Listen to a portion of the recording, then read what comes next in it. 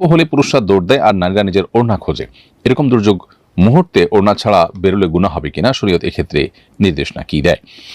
প্রথম কথা হলো যে যে বা যারা সোশ্যাল মিডিয়াতে এই ধরনের কথা লিখছেন যে ভূমিকম্প হলে পুরুষরা দৌড় দেয় আর নারীরা ওড়না খোঁজে, এখানে নারীদের ওড়নার কারণে তারা কিছুটা পিছিয়ে আছে এরকম একটি ধারণা হয়তো তারা দেওয়ার চেষ্টা করছেন জ্ঞাতসারে কিংবা নিজের অজান্তে।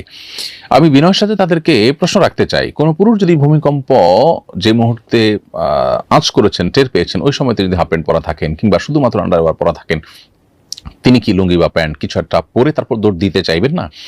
সেক্ষেত্রে তার এই যে একটা লুঙ্গি বা প্যান্ট কিছু একটা পরে অন্তত তাকে দৌড় দিতে হচ্ছে, এটাকে তিনি কি আসামের কাঠগড়ায় দাঁড় করাবেন? এটা খুবই কমন একটি ব্যাপার। আল্লাহ রাব্বুল আলামিন নারী এবং পুরুষকে সৃষ্টি করেছেন, প্রত্যেকের শরীরের কাঠামো আলাদা আলাদা বৈশিষ্ট্য দিয়ে সৃষ্টি করেছেন। অতএব একজন নারী তিনি তার লাজুকতা থেকে, তিনি তার সম্ভ্রম রক্ষার খাতিরে তিনি ওড়না খুঁজে তারপরে তিনি আত্মরক্ষার চেষ্টা করবেন, সেটা খুবই স্বাভাবিক।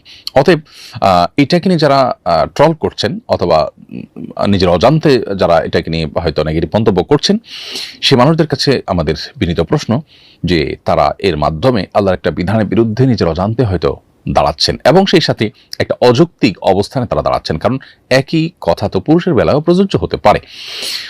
আর পাশাপাশি আরেকটি গুরুত্বপূর্ণ বিষয় হলো, ভূমিকম্প হলে বিশেষজ্ঞরা বলছেন দৌড় দেয়া নয়।